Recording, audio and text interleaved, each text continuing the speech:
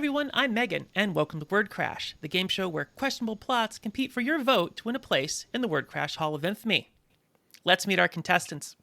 First off, from Chicago, Illinois, an author who blends cute and cuddly with acceptance and pride, welcome back to the show, Austin Crowder. Hello, everybody. Pleasure to be here. Next, fresh from toiling in the YouTube mines, she's an author, podcaster, and Grand Moff of the Council of Geeks. Please welcome Vera Wylde. Hello. Thank you very much for having me. Well, nothing left to do but get to it. Let's play Word Crash. Be prepared for surprises, subversion, and shattered expectations. It's time for Trope Nope. In this game, we challenge our contestants to tell a story while trying to avoid the most common tropes we all know and love. Austin, what are we subverting today? Ooh, so I kind of went for trope tease and then trope note. This is a corporate boardroom drama. Of course, as with every good lesbian love story, it begins at a softball game. Particularly the corporate softball game, in which two of the members of the board of directors are on opposite teams. We're watching our protagonist, Jean, and our love interest, Colette, look at each other over the mound as they pitch and catch in this intense game of softball. And afterwards, they meet each other out in the parking lot and begin kind of a flirty and steamy relationship that extends into the boardroom of the corporate board of directors. So they see each other at the softball game, which is very on brand. Did they know each other before, or is someone the new person in town? Excellent question. Jean actually has recently joined the board of directors of this corporation. We're still going through employee orientation. We're still meeting the rest of the board. This is the icebreaker that they've chosen, and these two have locked eyes over the mound. Are we going for instant connection, or are we having some initial tension or potential professional rivalry at all? Oh no, 100% love at first sight. I saw her sinker pitch, and I knew this was the girl I was going to adopt a cat with. Adopt a cat with. Okay, Vera, what's this company do? Sorry. My gut instinct is to say slowly destroy the planet and unravel democracy. But I suppose you want something a little bit more specific than that, because that's what all corporations do. Heck with it. Why don't we go hot and button topic? Why don't we have this be a video game company?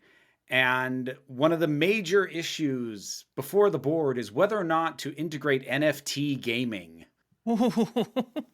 Okay, getting very topical here. Let's name this company so that we can talk about it. We'll call it Sometimes Soft. No, that's terrible. No, that's Sorry. That's great, because that's like a vaguely penis joke in a lesbian romance. I kind of love it. Oh God. Okay, they're employees at Neversoft. Not Neversoft. I'm sorry. Sometimes Soft. I'm gonna go back and just say this obviously implies that Jean is trans. So here we are. For it. I'm for it. I love it. Newly appointed to the board of directors, which is pretty amazing. Are they the only two women on the board of directors? There's a lot of women on this board of directors. They're actually surprisingly progressive, and that's the reason that Jean joined the company. And they in fact mention it at the softball game. So we're really leaning into this lesbian joke. Man, there's a lot of women on this board of directors. We could field an entire women's softball team with our corporate board. Wow. That's a good trope dodge, because we're avoiding the woman trying to make her way in a man's world thing. I like it. So what things are we going to bring into this? Is there a will they, won't they tension? Is there a does she want me or not tension? A little bit of both. I think there's a will we, won't we, as they pass love letters across the corporate campus. And then a happy hour turns super steamy, where they go out for drinks and they say, wouldn't it be crazy if we went home together? Immediate slam cut. We have our sex scene. Jean wakes up the next morning and sees pictures in the hallway and is like, who's she? And Colette responds, oh, yeah, that's my girlfriend. And Jean, the embarrassed Midwestern prude that she is, says nothing, but thinks that she has just helped Colette cheat on this beautiful woman in these pictures. Spoiler, the girlfriend is also part of the board of directors, and it's someone we've already seen. This all culminates in 6 months of sex and cloak and daggery as she's trying to figure out, like, what's going on here? How can I tell her? So Jean is like thinking about, looking into this, doing Facebook stalking and all that stuff, and is continuing to sleep with her that whole time. Jean, the moral thing for me to do right now is to figure out if this person's cheating. My body is not ready to follow my moral compass. I'm not getting judgy on Jean. I just wanted to be sure that we had a base covered there because he kind of glossed over it. I was like, wait a minute. Wait a minute, I'm missing something. That's really interesting because now we've added a whole dynamic to Jean that Jean has not dated in many years because of transition and figuring their stuff out. You could even have it that she hasn't even dated as a woman yet. Yeah. Oh, yes. Oh my God. Absolutely. And this is one of those things where the acceptance is enough for them to question their own morals. Yeah. This is great, but what's going on? But somebody wants me. But what's going on? But somebody wants me. Right? And that's a totally different story than your typical love story. So it's like, oh, everything's sweet. Oh, they're going to leave their other partner for me. No, it's just, I know this thing, but I want love. What are those first interactions like? Vera, how do they get to those love letters? One of them's going to have to initiate on that. And I'm thinking actual physical love letters because you send emails over the company servers. That's how you get fired. So we're not doing that. We're not pulling a 50 Shades of Grey and doing all kinds of stuff that should have these people ejected from this business. It is going to have to be physical letters. I feel like Colette's going to have to make the first move and take the initiation and just leaving a note, a little folded note on Jean's desk. And that's the initiation and where it starts. And then it becomes a matter of, it almost becomes like a little espionage montage as they try and get and sneak into the other one's office when they're not there to leave a note. So that when the other one gets back to their office, there it is. And the notes themselves can become more elaborate, not just in terms of what is said in them, but get to the point of this vintage style paper with a wax seal on it. And it starts getting just more and more elaborate, both in how the notes get placed and the nature of the notes themselves. Austin, what is it about Colette that Jean thinks is fantastic? Is it just physical? Oh, no. Colette is definitely the woman who gets what she wants. Simple as that. She walks into a boardroom, you can hear her heels clicking on the hardwood floor, and everyone snaps to attention. She walks up to the front of the room, projects confidence, and just this kind of sex appeal of, I am a corporate woman, and I am in control of this room. And Jean wants that control pointed in her direction. Vera, what's the ramifications that Jean thinks will happen if they get caught? Because Jean has got to be wrestling with something. Given the ending that we're building to. Editor's note, I put the end at the end. So you're just going to have to deal with it. I feel like most of and this could even count as your tropes version, most of the traditional conflict and worries is going to be almost entirely in Jean's head. Because the normal things that would come up, like, what if we get caught? What if I get fired? What if this? What if that? The reality is none of this applies. But Jean doesn't know that. And so you can have a lot of the standard points of tension and stress, but they're just in her head. As opposed to an external force that she's having to work around. She is having to literally talk herself down and around all these problems that she doesn't realize don't actually exist and are not actually hurdles. So these things that aren't actually hurdles that she's trying to work her way through, is she actually successful or does everyone just know? The "You Sweet Summer Child" treatment. Everybody knows, but not everyone knows in the same way. So, like, when you get to the end and he gets reveals, like, everybody knows what the heck's going on and, like, is not only cool with it, is like, yeah, this is kind of the deal. They could almost go around the boardroom and be like, oh, I didn't buy it at all when you made up this excuse saying that you were going to lunch with this person. And someone else, oh, well, I figured it out when you tried to do this and I didn't buy it. And just go down the line of all the different stuff that she was paranoid about, which was a different point for a different member of the board to realize, yeah, I see through that. But each of them figure it out because of a different thing she failed to properly cover for. Nobody needs that many pens. Every day you were like, oh, I'm returning her pen. Yes. This is clumsily stumbling your way through love. That's what this is.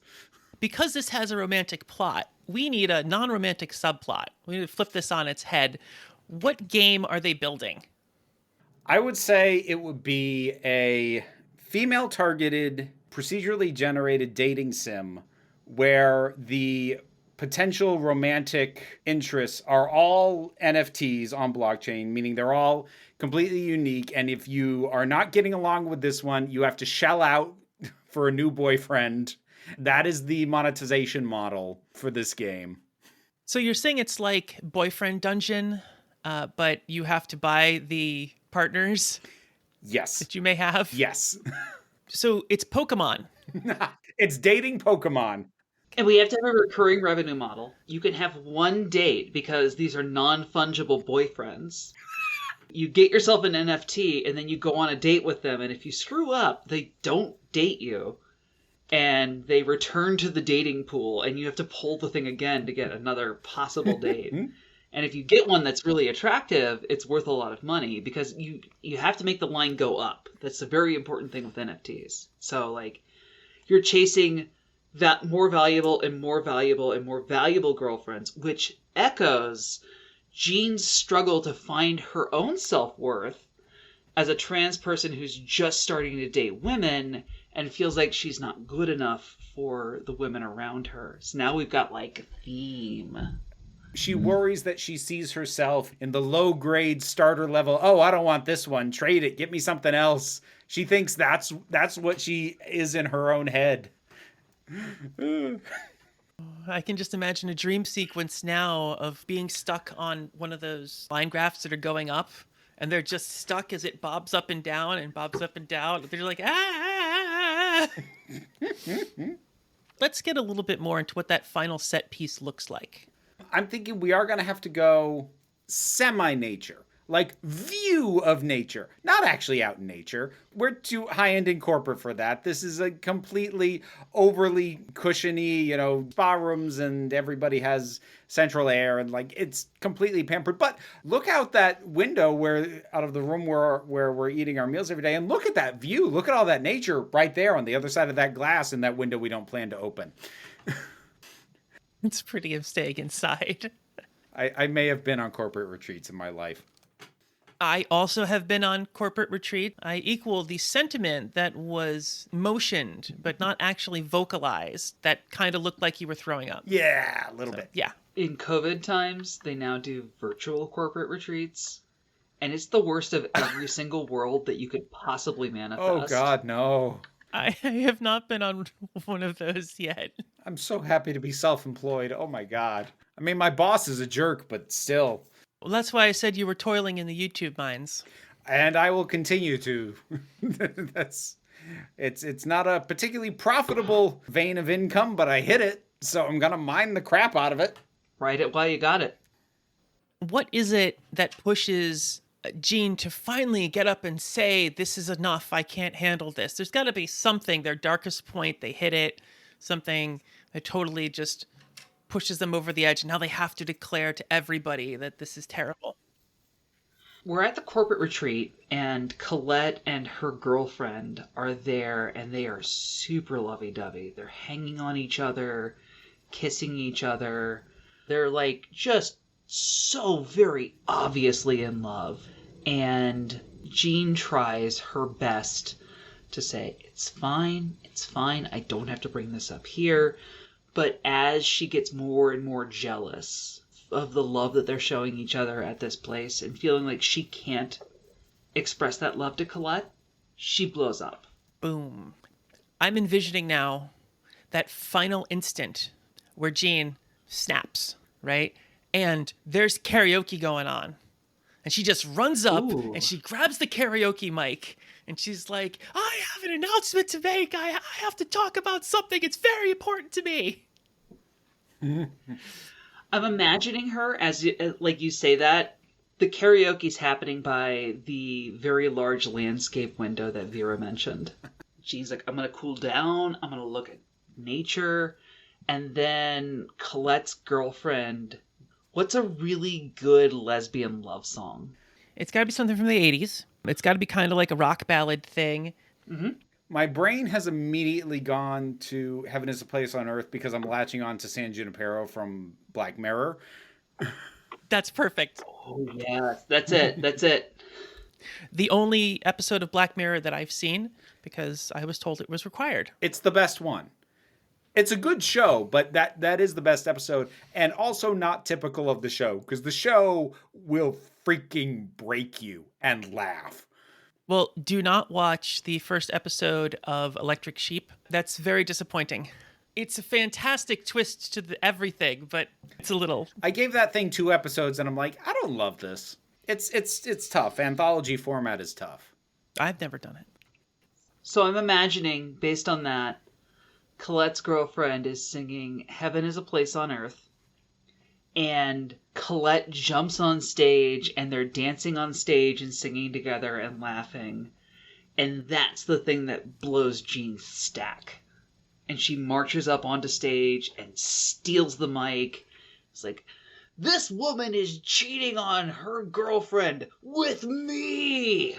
And I let it happen because she made me feel sexy in a way I've never been. And I needed that in my life. And I knew it was wrong. And I still did it. And just keep going. It's got to be at least a full minute continuous unbroken. Oh, yeah. A minute or 2 minute long monologue where she gets to the point that she's shrieking mad. And then there's silence. And then there's laughter. Did you just drop a surprise polyamory twist on us? You can't take that away from me. Jean just unloads on Colette. And then the entire board of directors looks at each other and laughs and just says, oh, honey, we're one big messy polycule here in the corporate board of directors. The whole board of directors is one polycule. I didn't mean to jump the gun on your twist. It's just like the people I know, my head went there immediately. Love it. Perfect. No notes. Uproarious laughter and clapping.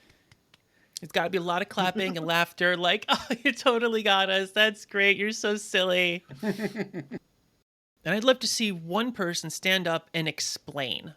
And it's got to be someone in authority. It can't be Colette. It can't be her girlfriend. There's got to be someone that Jean respects enough to believe when she's told. Obviously, this would have to be someone established prior to this, but whoever is the chairperson of the board should take lead on this because that is the person who would have no need to jerk Jean around. Clearly, there was something that we thought you got that you didn't get. Let's lay something out here. The chairman of the board walks up and says, did you read your onboarding packet? And there's this like slam cut to make sure you read the onboarding packet. Yeah, sure. Throws it in the trash. 2 or 3 other times people have got to remind her to read the onboarding packet. Yeah. It's got to come up, right? Especially when someone catches her and she thinks she gets away with it. They're always like, oh, hey, yeah. And did you read the onboarding packet? Sure. Yeah, no, I totally did. Okay. All right, just being sure, because all right, cool. If you read it, fine. Cool. We thought you already. You said you had read the onboarding packet, so we were just like letting you do your thing with Colette. Like, it was in the onboarding packet. And the moral to this story is always read your onboarding packet. Truth. Oh, that's fantastic. It's time for Secret Sauce, where our authors share a technique or strategy they use to keep the creative juices flowing. Vera, what do you have for us today? Well, for me, as someone with ADHD, my issue is not having the creative juices flowing. It is having them focus on one freaking thing and stay there. So specifically when it comes to writing, it's a couple of steps all to accomplish the same thing, which is to basically remove other distractions. So I have two places in the house that I will go to write. In nicer weather, in the summer, I'll go and sit on the porch. Otherwise, I have a room that I sit in, and it's a room that I don't do much else in other than read or write. And I get out my Chromebook, which I do not really use for anything other than writing. And I leave my phone out of reach. So I need to be in spaces where I'm not used to doing something other than writing, on a tool that I don't use for things other than writing. And that will usually get me focused to actually get some writing done, because I'm not going to say it's impossible for me to do writing at my computer, but it's going to be in very short bursts, broken up frequently by checking Twitter or TikTok or any number of a bajillion frickin' other things, because my brain is going, ooh, you didn't check this. What's this? Is there an update on this? Something you want? I need to remove the option. That's ultimately what it comes down to. I need to remove my other options. That's not so far-fetched. I hear a lot of authors talk about that, even if they're not ADHD. I wrote the majority of my first book on the train ride between the suburbs and Chicago. So I feel like I can actually share this now that I'm self-employed and I was laid off from this company that I hated anyways. The vast majority of my 3 published works were written on the job, because what I actually had to do to accomplish what I was supposed to do for my job did not require my full attention or my full time. But if you start futzing around on your phone or you're pulling up YouTube videos at your desk, people are going to notice. If you're just typing, if you're just writing in a Word document, they assume you're working. So my first published book, which is semi-autobiographical, my 2-act play, and my novel were all written partially, or in the case of the first 2, almost completely while on the job, because I hated that job and I was bored. I am going to +1 that. The first 2 books that I published were written on the job. Same thing. It wasn't that I underperformed at that job. It was just I was bored and I didn't have anything else to do. So, it was very easy for me to crank out 1,000 words a day. In one of those extra hours where I wasn't doing anything, I'd just pull up Q10, which was my favorite text editor back in the day, and bang out 1,000 words. And you do that long enough and you've got a novel. It's funny, because you're required to sit there for 8 hours. But most jobs do not have 8 hours worth of stuff for you to do 5 days a week. I mean, that's just being honest. That's even if you like your job. You probably don't have 8 hours of actual work to do. I mean, I have 10 to 15 hours worth of work to do in a day. There are exceptions, and my heart goes out to anyone for whom those are the exceptions. But, as someone who's pushing 40 and going by my own work experience, there was rarely 8 hours worth of work in an 8-hour day. Yeah. I mean, I'm pretty high up on my career ladder as an Agile coach. And there are many days where I just have 4 hours where there's not much I can do. It's just, I'm there, I'm marking time, and I'm listening to like my Slack to make sure that nothing blows up. Why not write during that time? Why not? Indeed. I mean, other than technically the company owns what you write on their time while they're paying you, but we won't tell them who you were working for at the time. Doesn't matter anymore anyway. I signed the severance agreements. They don't have crap. So this is the tip: write stuff while you're on the job. You're not wrong. One trick: corporate employers hate it. I'm not officially endorsing that. I am saying it works. I would like to say from my current employer, in case anyone's listening to this podcast, that was all in the past, and I never write on the job anymore. Speaking of which, Austin, what do you have for us today for your tip or trick that is not write your book on the job? I mean, which of course you don't do. Of course I don't. You know what? I'm going to go with the mental health bend like Vera did. I live with dissociative identity disorder, which means that I have a lot of difficulty focusing on doing one thing because there's a lot of people in my head who want to do different things. And so for me / us, it's a question of intentionality. Like I have to get everybody on board inside and build that commitment to, I am going to start writing this thing. I'm going to write this novel. I'm going to write this novella. And if I'm going to start writing this novella, I am going to finish this novella, even if it turns out crap, even if I don't like where it ends up. Like, I am committing to finishing this piece of work. Heinlein is not exactly the most glowing example of writing, but his rules for writing are very good and clear. Like, if you start something, you finish something. And getting to a place where I accepted that and I didn't just say, I hate this and I'm tossing it out, has been very important. A lot of times we end up as writers getting halfway through a work and seeing all of the flaws and saying, this is just not going to work. I don't see my way out of this. But if you continue to write, even though you don't see the way out, that is how you end up with these incredible plot twists, these incredible narrative beats that you never thought were possible. You've written yourself into a corner, you find a way out, and that is the stuff that makes your work interesting and great. I just ran into that exact thing a couple weeks ago. I'm working on my follow-up to my first book, Chromospace Renegade, and I had a plot. I know where I want it to be in the end. I couldn't get everyone into that same place. And so I decided to make a bold choice to make that happen. And I love that bold choice now. I love it. We were going in a direction. I'm like, you know what? You know what needs to happen? I need to subvert some expectations. And boom, it's falling into place now. It'll take me another year to finish it, at least at this point. But hey, at least I know that I can get there. Can I offer something? And I know this breaks your format a little bit, but an interesting pro tip that I picked up and started using. Sure.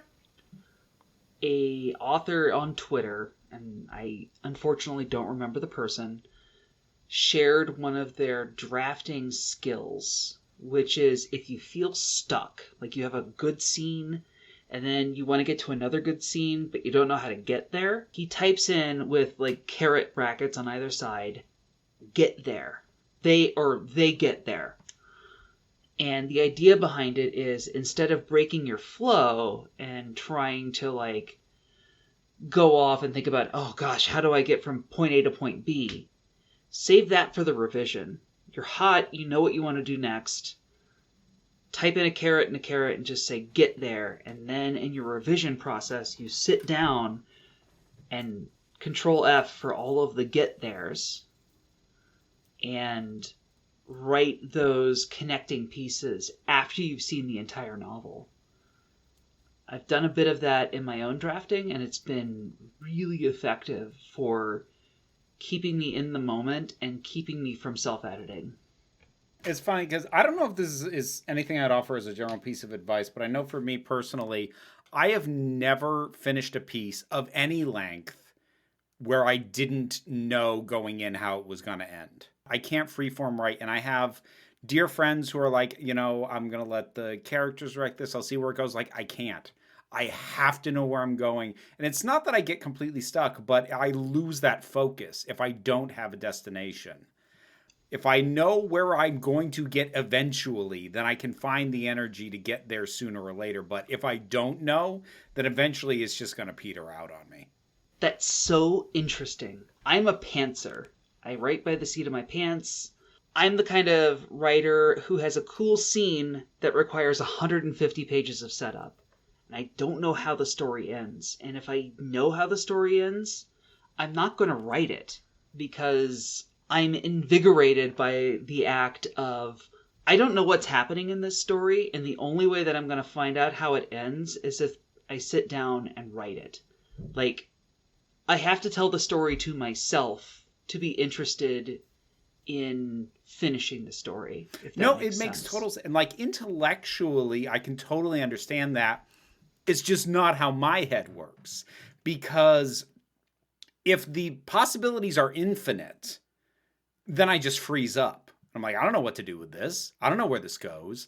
I need to be able to look, even if I'm just starting, I need to be able to look past all of the blank pages to an end point and go, no matter where this goes, I end up there. And then knowing that wherever I wander to, as long as I'm still working towards that, then I can keep going. But if I don't have eyes on that, I can't. And I will do the thing of like, I have in notebooks like isolated scenes that I've written that I may come back to, or like my first novel that I published last year started out with I basically wrote out every major dialogue scene before I wrote out anything else, and then ended up connecting that because dialogue is kind of what comes most naturally to me. But I still needed to know what the final closer was before I could start connecting those together. It is so fascinating to hear how other writers experience. My mentor called it the madness. Like, what is the thing that makes you sit down for 3 months and bang out 100,000 words that people may never read?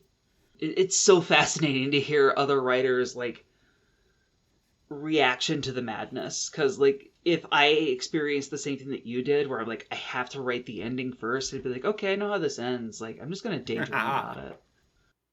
Well, that is why we are all here today. Grab your bucket and mop and get ready to put in some work. It's time for Squeaky Clean. In this game, we challenge our contestants to reboot a gritty book or movie to remove the grit. Vera, what you got? Okay, so one of my favorite films from the last decade or so that I would consider to be gritty, because I had to think about this, because I wanted to do it with something I like, because I don't like a lot of gritty stuff. And actually, it gets really old real fast. But I'll tell you what I love. I love Mad Max Fury Road. I Ooh. absolutely adore the heck out of that movie. Between post-apocalypse and cars that probably get a quarter mile to the gallon because they have so much extraneous stuff on them, belching fire everywhere. And this, Yeah, that's certainly not efficient. yeah, no, it's no fuel efficiency, not part of this. And just this absolute swill, this toxic masculinity cult that our heroes are trying to escape for the entire movie.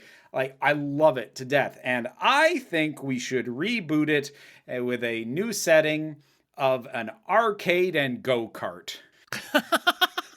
Instead of the post-apocalypse, we have an arcade where the son of the arcade owner, Immortan Joey, he kind of lords over everyone else and has special access to the one go-kart that just completely mops the floor with everybody. Nobody else gets to ride this thing. It's got a skull carved on the front of it for no reason. This isn't violent. He's not smashing people off the road, but absolutely dominates. But there's a new go-karter in town. Max has entered the arena and is prepared to challenge for domination of the go-karting track. I need to know what the equivalent of the water is. Is someone just handing out quarters? I think it's the play tokens. That is what Joey is controlling access to. And his cronies get parceled out. These minuscule amounts of tokens to go and play the games. He has access to as much as he wants. He'll just dole it out here and there when he feels like it. When they're loyal to him, what kind of things does he ask them to do? I want this to be an arcade that's like the full spectrum, modern arcade games and retro. So it's like all across the board. I could see him having his equivalent of the War Boys grinding away at games they don't even like. But then if they get a high score, he gets to go and put his name in, even though they're the ones who worked for it. That is evil. That is evil. That's definitely kick the cat moment right there. Austin, there was an entire harem in Fury Road. What does that look like here in the arcade? That's a really good question. One of the interesting things about the Mad Max mythos is the idea that, like, these tribes have self-organized. So I'm kind of imagining that, like, there's a harem around Gauntlet Dark Legacy, maybe? Like, Glom around the machine. They all have their level 99 characters. They protect each other. If someone tries to quarter up, they kill the person who tries to quarter up. That's kind of what I'm thinking. Like, you have to have these tribes. You could base that around any game that is best played with multiple players. So like the 4-person brawler cabinets, like the old Simpsons or the X-Men games from the 90s. The Teenage Mutant Ninja Turtle tribe. Oh, yes. I have a clarifying question, though. Mm-hmm. One of the most known moments of Fury Road is that doofer guy, the guy who plays the guitar like he's the fife and drum boy, to communicate moves out to the other go-karters. How is that represented within the arcade? Okay, so what we've got is we have your Chuck E. Cheese style animatronic band. However, they have been redesigned and remade, with massive mohawks and flaming decals and all this stuff. And they have dismantled what was supposed to be the lead animatronic singer and do actually have one kid who has the blindfold on and sort of has that Doof Warrior look, who has taken over lead vocals with the animatronic band backing up. So you said Spitting Fire. I think we need to do the discount version of Spitting Fire. And if you've ever been to a rock show, a discount rock show, especially discount metal show, you'll know that they use angle grinders. And they have a piece of metal and just sparks fly everywhere because, of course, regulations for pyrotechnics and gasoline, it's all very dangerous. But hot bits of metal flying across the stage, that's no problem at all. I feel like it's really important for this Fury Road remake that we nod back to the past of oh, here's this guitarist who's bopping around on a bungee cord. Or here's this person who's driving around in a car that is very obviously going to fall apart when it so much as looks at an accident. We have to take every opportunity possible to bring up something dangerous and have the adults in the room go, no, we're not going to do fire. Oh, did you bump that person? No. Get into the pit. You're done, kiddo. Okay. So if the go-kart track is outside, you could gear up for and prep an equivalent of the sandstorm with a hailstorm coming. The kids are all revving up their engines, but then the adults are like, oh, no. Everyone out of your carts, get inside. You are not racing in this. We've done a phenomenal job with world building. I can see this in my head. I understand the politics and the back and forth of all these groups here. The big question is, though, what are they after? It has long been forgotten, but it still technically exists, that there is a cash prize for the winner, for the top placing, and the go-kart rates.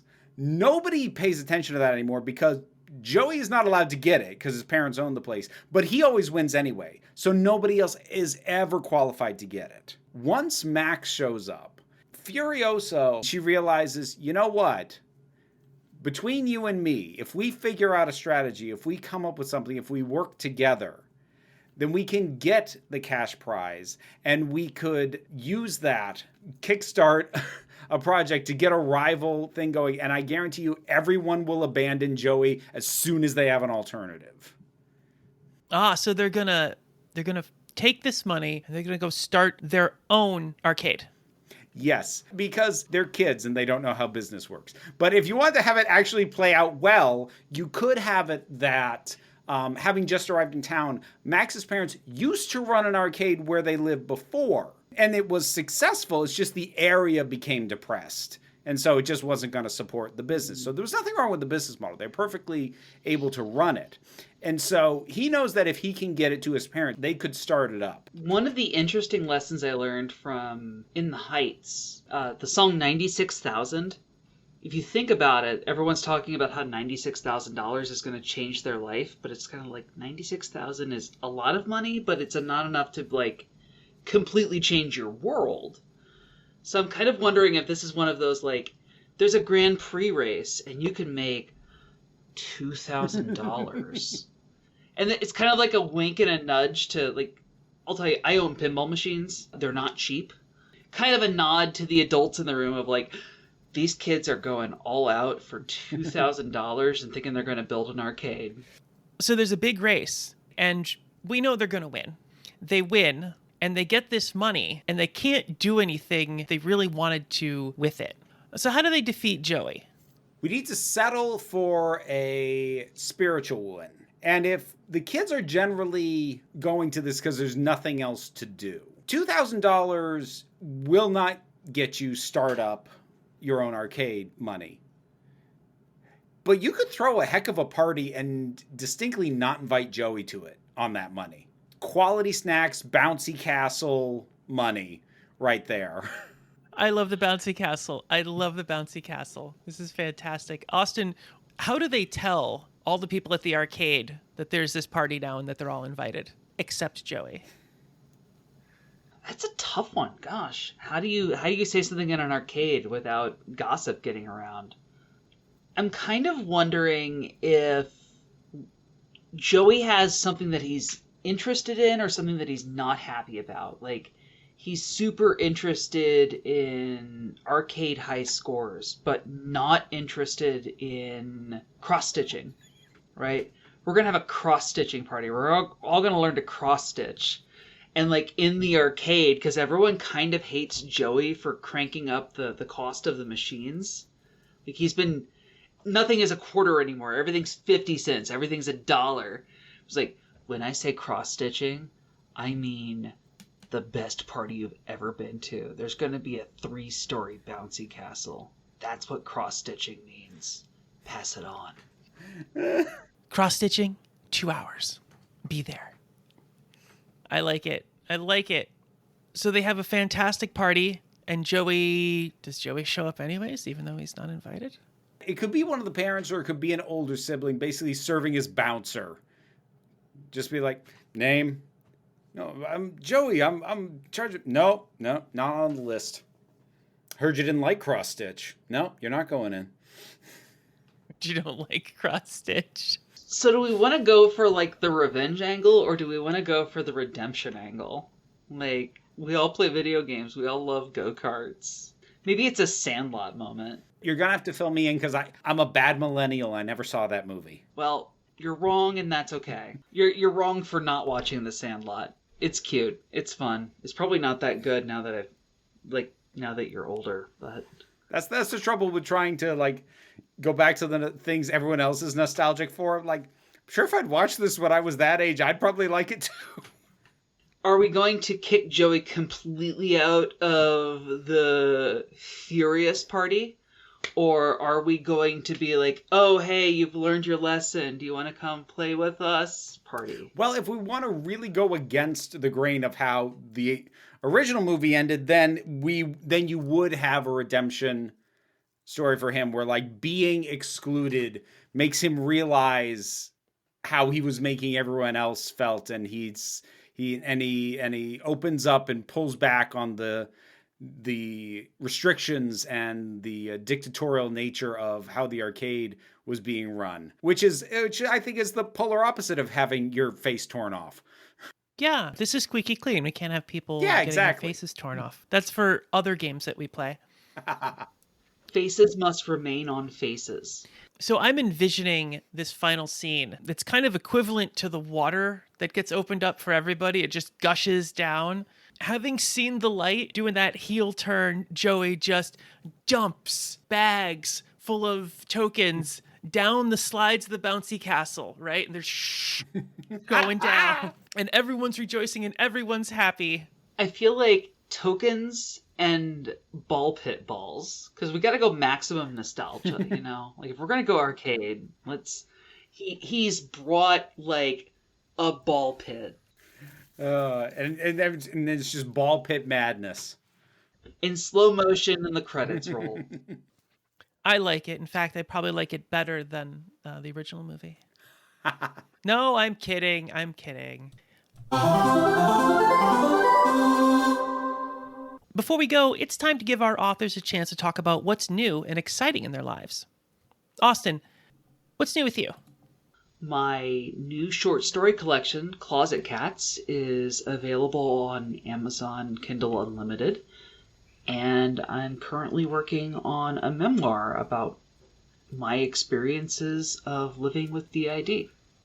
For those who don't know what DID stands for, could you go over that a little bit? Yeah. Dissociative identity disorder is a trauma-related disorder in which the brain doesn't form a single personality, but instead exists as a number of entities within your brain. Treating it involves getting to know all of your parts, or as they're known, alters, and making sure that those alters have what they need to feel safe, comfortable, loved, and happy. It's kind of a mess and it's very difficult to deal with, but it is an experience that I think as a writer that I have a unique perspective on and can make that experience real for people. So I'm very excited to write this. This is probably the most personal and heartfelt story that anyone has brought up here on the podcast, and I wish you the best of luck with this, and I hope it helps. Thanks kindly. So where can people find you on the internet, and what else have you written? You can find me mostly on Amazon. I am the author of Bait and Switch and the Painted Cat, and a short story collection called A Fuzzy Place, which is a collection of short stories that I wrote when I was very deeply in the furry fandom that I think creates a very interesting narrative. You can also find me on Twitter at Eccentric Tomboy. Vera, what is new and exciting in your life? Writing wise, I'm in the process of editing the audiobook to my novel, Dreams of Fire, but that is currently in the works and that should be available later this year.